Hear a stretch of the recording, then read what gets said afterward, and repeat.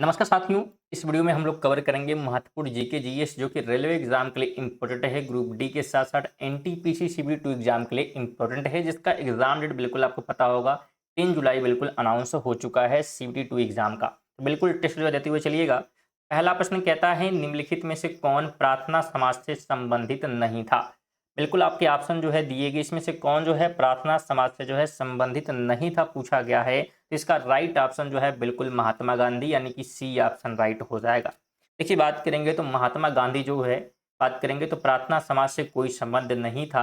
अगर हम बात करें प्रार्थना समाज की स्थापना की तो ध्यान रखेंगे 1867 में जो है प्रार्थना समाज की स्थापना हुई, बम्बे में हुई थी और आत्माराम पांडुरंग द्वारा जो है स्थापना की गई थी, जिसमें एमडी रनाडे और केशव चंद्र सेन जैसे सहयोगी जो है शामिल थे। तो इतने इंपॉर्टेंट जो है पॉइंट ध्यान रखेंगे। और बिल्कुल ये हम प्रैक्टिस सेट की बात करेंगे तो ये प्रैक्टिस सेट जो है बिल्कुल 10 है। कौन सा है? प्रैक्टिस सेट 10 जो है हम लोग ये क्या है कवर कर रहे हैं। अगर बाकी के प्रैक्टिस सेट आप नहीं देखें तो जाकर देख लीजिएगा, प्लेलिस्ट बना हुआ है चैनल पर। चलिए आगे बात करेंगे तो 2011 की जनगणना में किस राज्य में नकारात्मक जनसंख्या वृद्धि दर्ज की गई। 2011 में नकारात्मक जो है कहाँ पे दर्ज की गई थी? तो नकारात्मक जो है दर्ज की गई थी नागालैंड में। कहाँ पे? बिल्कुल नागालैंड में। तो ऑप्शन बी हो जाएगा। ध्यान रखिएगा 2011 की जनगणना में नागालैंड ने नकारात्मक जो है जनसंख्या वृद्धि दिखाई। आगे कहता है रजाओं के प्रति सामंतों का प्राथमिक कर्तव्य क्या था। रजाओं के प्रति तो इनका जो प्राथमिक कर्तव्य था यह था मिलिट्री सपोर्ट यानी कि सैन्य जो है सहायता प्रदान करना। बिल्कुल सामंतों का जो प्राथमिक कर्तव्य था रजाओं को सैन्य जो है सहायता प्रदान करना था। आगे कहता है कौन सा देश हाल ही में प्राकृतिक संरक्षण के लिए अंतर्राष्ट्रीय संघ का 90वां जो है सदस्य बना है। बिल्कुल हम लोग बोले थे करंट अफेयर भी बिल्कुल कवर करते हुए चल रहे हैं तो सभी प्रकार के प्रश्न कवर होंगे। तो कह रहा है कौन सा देश जो है हाल ही में प्राकृतिक संरक्षण के लिए अंतर्राष्ट्रीय संघ का 90वां सदस्य बना है। तो उसका नाम है, क्या नाम है? तो बिल्कुल ध्यान रखेंगे तुवालू। क्या नाम है? तुवालू नाम है। ऑप्शन ए हो जाएगा। तुवालू जो है IUCN का 90वां सदस्य बना, जो कि 1948 में स्थापित दुनिया का सबसे पुराना जो है और सबसे बड़ा वैश्विक पर्यावरण नेटवर्क है। तो ये आप इसके बारे में ध्यान रखेंगे IUCN के बारे में। इसका मतलब हमने क्या देखा? तो बिल्कुल यहाँ पे है कि ये क्या होता है, तो प्राकृतिक संरक्षण के लिए अंतर्राष्ट्रीय संघ। आगे बात करेंगे 2025 में कौन सा देश ब्रिक्स का 11वां सदस्य बना। तो ब्रिक्स का 11वां जो सदस्य बना था उसका नाम क्या था? तो नाम ध्यान रखेंगे इंडोनेशिया है। क्या नाम है? इंडोनेशिया। बी हो जाएगा। ध्यान रखें 2025 में इंडोनेशिया ने जो है ब्रिक्स के जो है 11वें सदस्य के रूप में बिल्कुल शामिल होता है। अगला प्रश्न कहता है कि 92वें संविधान संशोधन अधिनियम 2003 के द्वारा जो है संविधान की 8वीं अनुसूची में कौन सी भाषाएं जोड़ी गई। तो 92वां जो संशोधन हुआ इसमें कौन सा जो है भाषा जोड़ा गया? 3 जो है भाषाओं की बात करेंगे तो उसमें जो है ध्यान रखेंगे बोडो, डोगरी, साथ में मैथिली और संथाली। तो इन भाषाओं को जो है जोड़ा गया था। देखिए इसके बारे में बात करें तो 2003 में बिल्कुल 92वां संशोधन हुआ संविधान में, जिसमें 4 भाषाओं बोडो, डोगरी, मैथिली और संथाली को जो है जोड़ा गया, जिसमें कुल संख्या जो है अगर हम बात करें प्रेजेंट टाइम में तो 22 जो है भाषाएं शामिल हैं और 22 भाषाओं को संविधान क्या है तो मान्यता प्रदान करता है प्रेजेंट टाइम में। आगे कहता है कि इस संशोधन द्वारा 1967 में सिंधी भाषा को 8वीं अनुसूची में जोड़ा गया। तो सिंधी भाषा को जो है जोड़ा गया था। 21वां जो है अमेंडमेंट हुआ, 21वां संशोधन हुआ। कब हुआ? 1967 में। बिल्कुल सिंधी भाषा को 1967 में 21वें संशोधन अधिनियम के माध्यम से 8वीं अनुसूची में जोड़ा गया था। आगे कहता है कौन सा देश विशेष रूप से लद्दाख केंद्र शासित प्रदेश के साथ अंतर्राष्ट्रीय सीमा साझा करता है। इस देशों में से जो है कौन जो है बिल्कुल लद्दाख के साथ जो है सीमा साझा करता है, तो उसका नाम क्या है? तो नाम है अफगानिस्तान। क्या नाम है? बिल्कुल अफगानिस्तान। देखिए अफगानिस्तान जो है अपनी सीमा भारत में केवल लद्दाख के साथ साझा करता है और जो है किसी अन्य राज्य या केंद्र शासित प्रदेश के साथ नहीं करता है। तो ये फैक्ट आप ध्यान रखें। 9 कहता है भारत किस देश के साथ अपनी सबसे लंबी अंतर्राष्ट्रीय सीमा साझा करता है। सबसे लंबी की बात की गई है तो सबसे लंबी जो है बांग्लादेश के साथ यहाँ पे साझा करता है भारत। Option C. ध्यान रखेंगे भारत जो है बांग्लादेश के साथ अपनी सबसे लंबी 4096 किलोमीटर की सीमा और अफगानिस्तान के साथ सबसे छोटी 106 किलोमीटर की सीमा जो है साझा करता है। तो बड़ी बांग्लादेश के साथ कितना है? 4096 और छोटी अफगानिस्तान के साथ 106 किलोमीटर। आगे कहता है समुद्रगुप्त का दरबारी कवि कौन था जिसने प्रयाग प्रशस्ति, जो कि इलाहाबाद स्तंभ शिलालेख भी कहा जाता है, की रचना की। तो इसकी रचना जो है की गई थी किसके द्वारा? बिल्कुल समुद्रगुप्त का दरबारी कवि कौन था और जिसने इसकी रचना की? तो नाम बिल्कुल हरिसेन है। क्या नाम है? हरिसेन, बी हो जाएगा। हरिसेन जो है समुद्रगुप्त का दरबारी कवि था जिसने इलाहाबाद स्तंभ पर उसके बारे में लिखा था, जिसे मूल रूप से सम्राट अशोक ने स्थापित किया। तो ये फैक्ट भी ध्यान रखें। आगे कहता है कौन सा सॉफ्टवेयर उपयोगकर्ताओं को कस्टम एप्लीकेशन लागू करने या विशेष आवश्यकताओं के लिए सिस्टम को संशोधित करने की अनुमति देता है। तो ये जो है अनुमति प्रदान जो है कौन करता है? तो ये करता है प्रोग्रामिंग सॉफ्टवेयर, ऑप्शन सी हो जाएगा।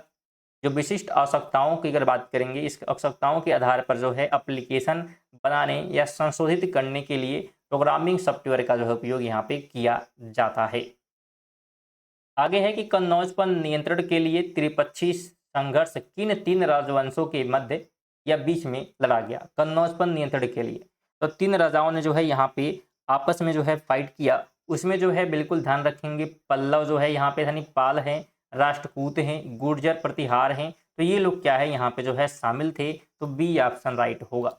ठीक है, तो ये ध्यान रखेंगे ये संघर्ष जो है लगभग 200 वर्षों तक चलता है। कितने वर्षों तक? 200 वर्षों तक चलता है। और अंततः जो गुर्जर प्रतिहार होता है, इसमें क्या होता है? नियंत्रण जो है प्राप्त कर लेता है कन्नौज पर। आगे कहता है उत्तर पूर्वी भारत में किस जिले ने उच्चतम एसडीजी स्कोर किया था? 2025 के डेटा के अनुसार बात यहाँ पे की जा रही है। तो सबसे अच्छा स्कोर जो है यहाँ पे किया गया हनाथियाल के द्वारा, ऑप्शन सी हो जाएगा। ध्यान रखेंगे मिजोरम के जो है हनाथियाल जिले को जो है उत्तर पूर्वी क्षेत्र जिला एसडीजी सूचकांक के दूसरे संस्करण में सर्वश्रेष्ठ जिले के रूप में स्थान दिया गया था। आगे कहता है प्रांतों में द्वैध शासन यानी कि दोहरा शासन किस अधिनियम द्वारा शुरू किया गया? तो द्वैध शासन की शुरुआत जो है की गई थी बिल्कुल किसके द्वारा? तो government of India act 1919, Bharat सरकार अधिनियम 1919 के थ्रू बिल्कुल इसकी जो है शुरुआत की गई। कब की गई? बिल्कुल भारत सरकार अधिनियम 1919, जिसे मोंटेगू चेम्सफोर्ड सुधार भी कहते हैं। तो ये नाम भी आप ध्यान रखेंगे, मोंटेगू चेम्सफोर्ड सुधार के नाम से भी जाना जाता है। आगे है कि स्वशासन के प्रति प्रारंभिक कांग्रेस नेताओं का दृष्टिकोण क्या था? उदारवादियों का जो है दृष्टिकोण यहाँ पे पूछा गया है। तो इनका दृष्टिकोण बिल्कुल ध्यान रखेंगे क्या था? तो सशस्त्र जो है संघर्ष क्या है? तो इनका जो है दृष्टिकोण था। ठीक है, जिसमें ध्यान रखें दादा भाई नौरोजी और डब्ल्यू.सी. बनर्जी जैसे जो है शुरुआती नेताओं ने प्रतिनिधित्व की मांग के लिए जो है शांतिपूर्ण याचिकाओं का इस्तेमाल किया। आगे बात करेंगे विंडोज एक्सप्लोरर में सभी वस्तुओं का चयन करने के लिए किस शॉर्टकट कुंजी का उपयोग किया जाता है? इसके लिए तो सभी के लिए चयन के लिए तो इसके लिए जो है उपयोग क्या किया जाएगा? कंट्रोल+A का जो है उपयोग यहाँ पे किया जाता है। बिल्कुल ध्यान रखेंगे कंट्रोल+A जो है एक साथ सभी वस्तुओं का चयन करने के लिए उपयोग जो है किया जाने वाला शॉर्टकट है। आगे कहता है ROM का पूर्ण रूप क्या है? बिल्कुल रोम का जो है यहाँ पे फुल फॉर्म पूछा जा रहा है। तो फुल फॉर्म हो जाता है रीड ओनली मेमोरी। क्या होता है? Read only memory. बिल्कुल ध्यान रखेंगे रोम का अर्थ रीड जो है ओनली मेमोरी है और यह नॉन वेलेटाइल है। बिल्कुल ध्यान रखेंगे। जबकि हम रैम की बात करेंगे तो रैंडम एक्सेस मेमोरी जो कि वेलेटाइल है। तो ये दोनों जो है फैक्ट आप ध्यान रखें। और वीडियो अगर इन्फॉर्मेटिव लग रही है तो लाइक और शेयर बिल्कुल जो है करते हुए रहेंगे। और अगर कल की वीडियो आप मिस नहीं करना चाहते हैं तो सब्सक्राइब भी कर लेंगे, क्योंकि ये वीडियो जो है रेगुलर जो है रात 8 बजे आपकी कराई जा रही है प्रैक्टिस सेट, जो कि ग्रुप डी के साथ साथ एनटीपीसी वालों के लिए भी महत्वपूर्ण रहता है।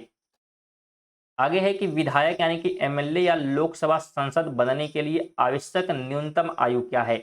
अगर एमएलए और एमपी बनना है तो इसके लिए जो आयु है ये कम से कम कितनी? तो 25 वर्ष बिल्कुल होनी चाहिए। कितनी? तो 25 वर्ष। विधायक या लोकसभा का सदस्य बनने के लिए न्यूनतम आयु 25 वर्ष है और जबकि राज्यसभा के लिए जो है 30 वर्ष है। ठीक है, तो राज्यसभा की बात करेंगे तो 30 है और लोकसभा के लिए बिल्कुल 25 है। आगे कहता है जल विद्युत सहयोग के लिए नवंबर 2025 में प्रधानमंत्री मोदी ने किस पड़ोसी देश का दौरा किया? इसके लिए जो है मोदी जी ने जो है दौरा कहाँ पे किया है? तो भूटान का किया है। ऑप्शन बी हो जाएगा। किस लिए किया है? तो बिल्कुल ध्यान रखें पीएम मोदी ने पड़ोसी जो है पड़ोसी पहले की नीति के तहत जो है जल विद्युत और डिजिटल सहयोग में संबंधों को मजबूत करने के लिए भूटान का दौरा किया। आगे कहता है स्वराज मेरा जन्मसिद्ध अधिकार है और मैं इसे लेकर रहूंगा। यह नारा किसने दिया था? तो ध्यान रखेंगे यह नारा जो है देने का जो है काम किया गया किसके द्वारा? तो बाल गंगाधर तिलक के द्वारा। ऑप्शन नंबर सी राइट होगा। ध्यान रखेंगे यह प्रसिद्ध नारा जो है बाल गंगाधर तिलक द्वारा दिया गया, जो कि स्वतंत्रता जो है आंदोलन को प्रेरित करने के लिए दिया गया था। आगे कहता है 1916 के लखनऊ समझौते का क्या महत्व था? तो अगर 1916 के हम लखनऊ जो है समझौते की बात करेंगे तो इसका महत्व क्या था? महत्व क्या है हमसे पूछा गया है। तो ये था agreement between the Congress and Muslim league, यानी कि कांग्रेस और मुस्लिम के बीच जो है यहाँ पे समझौता किया गया था और यही क्या है यहाँ पे महत्व था। बिल्कुल ध्यान रखेंगे लखनऊ समझौता भारतीय राष्ट्रीय कांग्रेस और मुस्लिम लीग के बीच एक समझौता था और इसमें उदारवादियों और उग्रवादियों का पुनर्मिलन की भी देखा गया। आगे कहता है टच स्क्रीन को इनपुट और आउटपुट डिवाइस दोनों क्यों माना जाता है? तो इसलिए मानते हैं इनपुट भी आउटपुट भी, क्योंकि रीज़न क्या है इसका? रीज़न ये है कि ये क्या करता है कि यह जो है डेटा के साथ इंटरैक्शन की अनुमति देता है और कंप्यूटर को सिग्नल भेजता है। तो दोनों काम ये कर रहा है, इसीलिए क्या है इसे इनपुट और आउटपुट दोनों कहते हैं, क्योंकि हम जो इसे इनपुट बोलेंगे, अगर हम उसे बोलेंगे गाना चलाने के लिए तो गाना चला देगा, तो हमने इनपुट दिया और आउटपुट भी हमें मिल गया, तो दोनों काम कर रहा है स्क्रीन ही। देखिए टच स्क्रीन बिल्कुल जानकारी प्रदर्शित करती है तो आउटपुट, और स्पर्श कमांड स्वीकार भी करती है इसलिए इनपुट। आगे है कि राज तरंगिणी पुस्तक किस कश्मीरी इतिहासकार द्वारा लिखी गई? तो राज तरंगिणी की हम लोग बात करेंगे तो ये कल्हड़ द्वारा लिखा गया है। इसके द्वारा तो कल्हड़ ने जो है बिल्कुल लिखा है। ध्यान रखें कल्हड़ ने जो है राज तरंगिणी लिखी जो कश्मीर के इतिहास को दर्ज करती है और बौद्ध धर्म से पहले अशोक को भगवान शिव के अनुयायी के रूप में उल्लेख करती है। आगे है कि 8 अक्टूबर 2025 को भारतीय वायुसेना दिवस कौन सी वर्षगांठ मनाई गई है? 8 अक्टूबर 2025 को तो वर्षगांठ ये जो है 93वें नंबर की थी। कौन सी थी? बिल्कुल 93वें नंबर की थी। तो बिल्कुल ध्यान रखेंगे वायुसेना का 93वां जो है यहाँ पे वर्षगांठ 2025 में मनाया गया। आगे है कि भारत में न्यायिक पुनरावलोकन की शक्ति है किसके पास है? तो ये जो शक्ति है ध्यान रखेंगे ये क्या है? तो ये संवैधानिक है।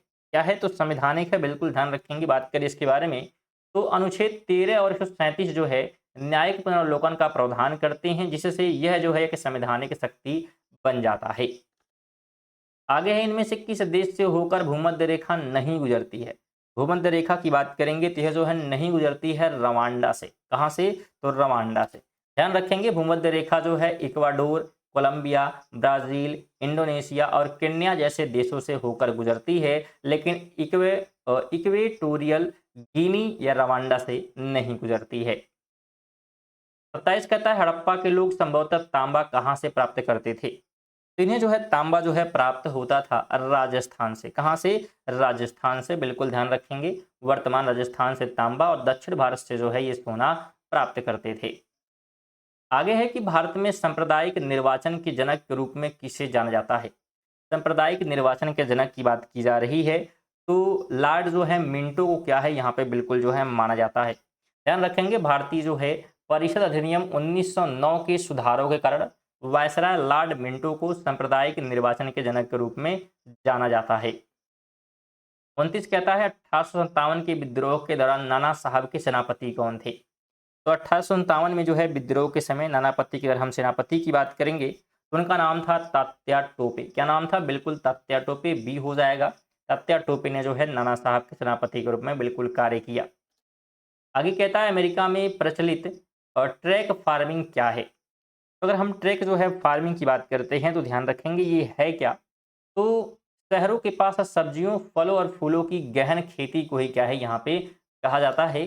अमेरिका में शहरी क्षेत्रों के पास जो सब्जियां हैं, फूल जैसी जो है जल्दी खराब होने वाली जो चीज़ें की अगर गहन खेती की जाती है उसी को हम ट्रैक फार्मिंग के रूप में जानते हैं। तो ये थे आज के हमारे जो है 30 महत्वपूर्ण जो है प्रश्न। वीडियो कैसी लगी आप सभी को? बिल्कुल आप सभी से निवेदन रहेगा बिल्कुल एक प्यारा सा कमेंट करेंगे, लाइक वगैरह बिल्कुल कर देंगे, शेयर जो है बिल्कुल कर देंगे कम से कम एक, और अगर कल की वीडियो आप मिस नहीं करना चाहते हैं तो सब्सक्राइब भी कर लें जो कि बिल्कुल फ्री है। पीडीएफ भी आप इसका प्राप्त कर सकते हैं, टेलीग्राम से मिल जाएगा।